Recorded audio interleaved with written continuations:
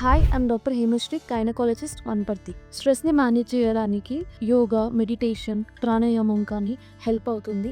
6 to 7 hours of undisturbed sleep కూడా చాలా హెల్త్‌లో ఇంప్రూవ్‌మెంట్‌ని చూపిస్తుంది. గుర్తుపెట్టుకోండి, మెంటల్ హెల్త్ కూడా హార్మోనల్ ఇంబాలెన్స్‌ని కాజ్ చేయగలుగుతుంది.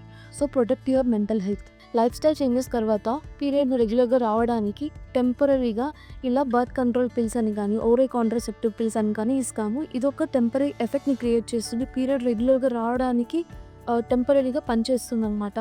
అయితే అందరికీ ఒకేలాంటి ఓసిపీస్ ఇవ్వము. దీన్ని కౌంటర్ దగ్గరికి వెళ్ళి తెచ్చుకోవడం, ఇలాంటి మెడికల్ షాప్లో తీసుకునేది కాదు. ఇది ఒక్కొక్క పర్సన్కి వాళ్ళకి సరిపోయే డోస్, వాళ్ళకి సరిపోయే కాంబినేషన్ డాక్టర్ ప్రిస్క్రిప్షన్ తర్వాతనే స్టార్ట్ చేయాలి. పీసీఓఎస్లో ఉన్న నెక్స్ట్ ప్రాబ్లం ఏమంటే హిర్సుటిజం.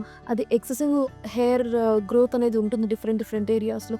దీన్ని తగ్గించడానికి టాబ్లెట్స్ ఉంటాయి, లేదా ఆయింట్మెంట్స్ ఉంటాయి, లేదా టెంపరరీ మెథడ్స్ లైక్ థ్రెడ్డింగ్ కానీ, వ్యాక్సిన్ కానీ ఉంటుంది, లేదా permanent methods like laser treatment అనేది తీసుకోవచ్చు. And finally supplements like vitamin D కానీ, అనైసోటాల్ కానీ, రిజర్వటాల్ కానీ, మెట్ఫార్మిన్ ఇలాంటి టాబ్లెట్స్ డాక్టర్ ప్రిస్క్రిప్షన్ తర్వాత మీకు అవసరం పడినప్పుడు డాక్టర్ ప్రిస్క్రైబ్ చేస్తారు, అప్పుడు వాడుకోవాలి. ఇలా పీసీఓఎస్ అనేది అన్ని విధాలుగా ట్రీట్ చేసిన తర్వాతనే అది మైండ్స్ కంట్రోల్ చేయగలుగుతాము.